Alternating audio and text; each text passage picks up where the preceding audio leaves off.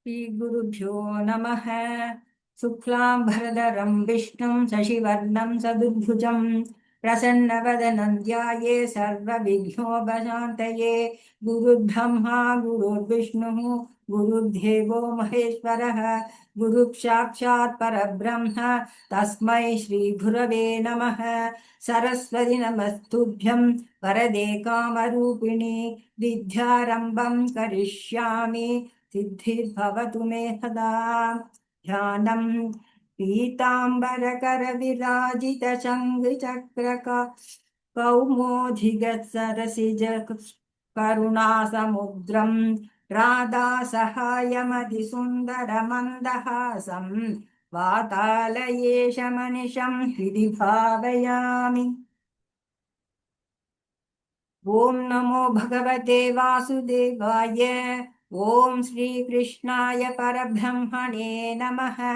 अथ श्रीमन्नारायणीयं प्रथमं दशकं श्रीभगवन्महिमानुवर्णनम्। सान्द्रानन्दावबोधात्मकमनुपमितं कालदेशावधिभ्याम् निर्मुक्तं नित्यमुक्तं निगमशतमसहस्रेण निर्भास्यमानम् अस्पष्टं दृष्टमात्रे पुनरुरुपुरुषार्थात्मकं ब्रह्मतत्त्वम् तत्तावद्भाति साक्षात् गुरुपवनपुरे हन्तभाग्यं जनानाम्।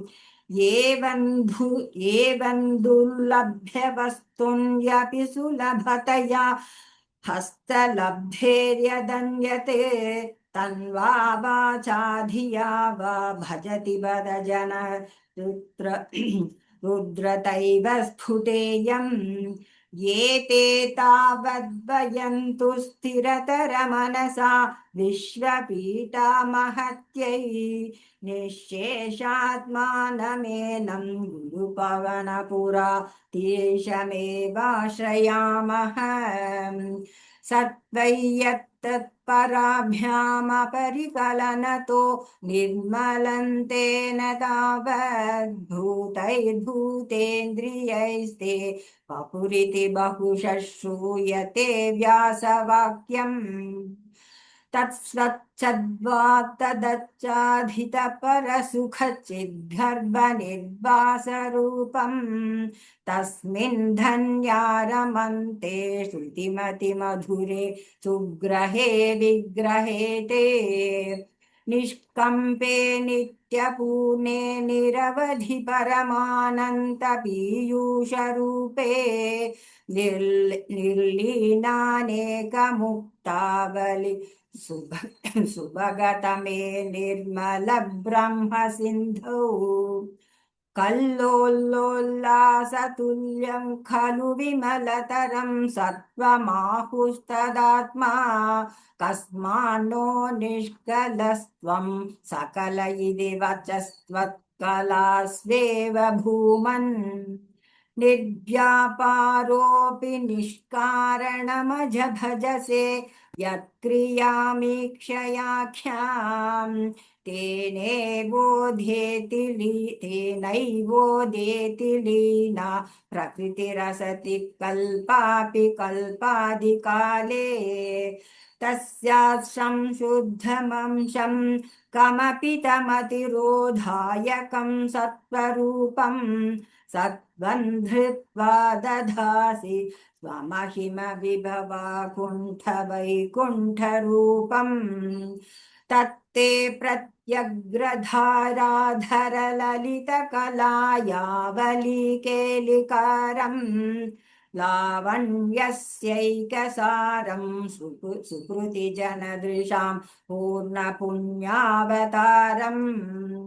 लक्ष्मीनिःशङ्कलीलां निलयनममृतस्यन्तः सन्दोहमन्तः सिञ्चत्सञ्चिन्तकानां वपुरनुकलये मारुतागारनाथ। कष्टा ते सृष्टिचेष्टा बहुतर भवखेदावः जीवभाजाम् इत्येवं पूर्वमालोचितमजितमया नैव मद्याभिजाने नो चेज्जीवाः कथौ वा मधुरतरमितं त्वत्पुश्चित्रसाद्रम् नेत्रैश्चोत्रैश्च पीत्वा परमरससुधाम्बोधपूरेरमेरन् नम्राणां सन्निधत्ते सततमपि पुरस्तैरनभ्यर्थितानप्यर्थान् कामानजस्रम् वितरति परमानन्दसान्द्राङ्गदिञ्च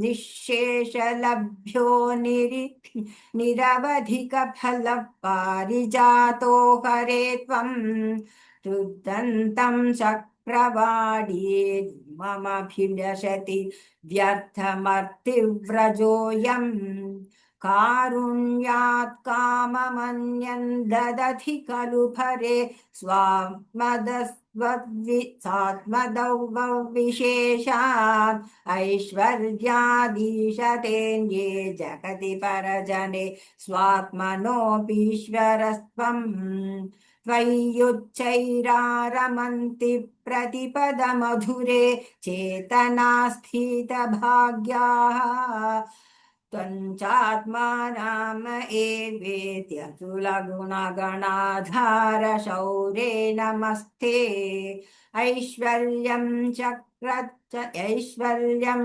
शङ्कराधीश्वरि नियमनं विश्वतेजोहराणां तेजःसंहारि वीर्यं विमलमपि यशो निःस्पृहैष्टोपगीतम् अङ्गासङ्गा सदा श्रीरखिलविदसि न क्वापि ते सङ्गवार्ता तद्वातागारवासिन् मुरहर भवच्छब्दमुख्याश्रयोऽसि इति श्रीमन्नारायणीये भगवन्महिमानुवर्तनं नाम प्रथमं दशकं समाप्तं नारायणाखिलगुरो भगवन्नमस्ते नारायणाखिलगुरो भगवन्नमस्ते द्वितीयं दशकम् श्रीभगवत्रूपवर्णनम् सूर्यस्पर्धि किरीटमूर्धतिलकप्रोद्भासि भालान्तरम् कारुण्याकुलनेत्रमाद्रहसितोल्लासं सुनासापुटम् गण्डोद्यन्मकराभकुण्डलयुगम् कण्ठोज्ज्वलत्कौस्तुभम् तत्तूपौवनमाल्यहारपटल श्रीवत्सधीप्रं व्रजे केयूराङ्गदकङ्कणोत्तममहारत्नाङ्गुलीयाङ्कित श्रीमद्बाहुचतुष्कसङ्गतकथा शङ्कारि पङ्केरुहाम् काञ्चित् काञ्चन काञ्चिलाच्छितलसत्पीताम्बरालम्बिनीम् आलम्बे विमलाम्बुजद्रुतिपदां मूर्तिं तवार्तिच्छिदम् यत्रैलोक्यमहीयसोऽपि महितं सम्मोहनं मोहनात् कान्तं कान्तिनिदानतोऽपि मधुरं माधुर्यधुर्यादपि सौन्दर्योत्तरतोऽपि सुन्दरतरं तत्रूपमाश्चर्यतोऽभ्याश्चर्यं भुवनेन कस्य कुतुकं पुष्णामि विष्णो विभो तत्तादृङ्मधुरात्मकं तव वपुः सम्प्राप्य सम्पन्मयी सा देवी परमोत्सुका चिरतरन्नास्ते स्वभक्तेष्वपि तेनास्याबत कष्टमच्युत विभो त्वद्रूपमानो जगत्प्रेमस्थैर्यमया न चापलबला साफल्यवातोदभूत् लक्ष्मीस्तावकरामणीयकृतैवेयं परेष्वस्तिरेत्यस्मिन्नन्यदभिप्रमाणमधुना वक्ष्यामि लक्ष्मीपते ये त्वद्ध्यानगुणानुकीर्तनरसासक्ता हि भक्ता जनाः तेष्वेषा वसति स्थिरैव दयितः प्रस्ताव दत्तादरा एवं भूतमनोज्ञतानवसुधा नित्यं दसन्दोहनम् त्वद्रूपं परचित्रसायनमयं चेतोहरं शृण्वताम् सद्य प्रेरयते मतिं मदयते रोमाञ्चयत्यङ्ककम् यासिञ्चत्यपि शीतबाष्पविसरैरानन्दमूर्च्छोद्भवैः एवं भूततया हि भक्त्यभिहितो योगस्य योगत्वयात् कर्मज्ञानमयादृशोत्तमरथतरो योगीश्वरैर्गीयते सौन्दर्यैकरसात्मके त्वयि खलु प्रेम प्रकर्षात्मिका भक्तिर्निश्रममेव विश्वपुरुषैर्लभ्या रमावल्लभ निष्कामन्नियतस्वधर्मचरणं यत्कर्म योगाभिधम् तद्दूरेत्यफलै यदौपनिषदज्ञानोपलभ्यं पुनः तत्त्वव्यक्ततया सुदुर्गमतरं चित्तस्य तस्माद् विभो त्वत्प्रेमात्मकभक्तिरेव सततं स्वाधीयसि श्रेयसि अत्यायासकराणि कर्मपटलान्याचर्य निर्जन्मलाः बोधे भक्तिपते तवाप्युचिततामायान्ति किन्तावता क्लिष्ट्वा तत्कपते परन्तव वपुर्ब्रह्माख्यमन्ये पुनः चित्तादृत्वमृते विचिन्त्य बहुभिः सिद्ध्यन्ति जन्मान्तरैः तद्भक्तिस्तु कथारसामृतजरी निर्मज्जनेन स्वयं सिद्ध्यन्ति विमलप्रबोधपदवीमक्लेश तस्तन्वती सद्यः सिद्धिकरी जयत्ययि विभो सैवास्तु मे त्वत्पद प्रेम प्रौढीरसार्द्रताद्रुततरं वातालयादीश्वर इति श्रीमन्नारायणीये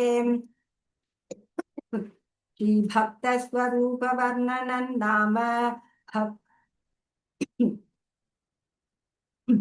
द्वितीयं दशकं समाप्तं नारायणाखिलगुरो भगवन्नमस्ते नारायणाखिलगुरो भगवन्नमस्ते इति तृतीयं दशकं भक्तस्वरूपवर्णनं भक्तिप्रार्थना च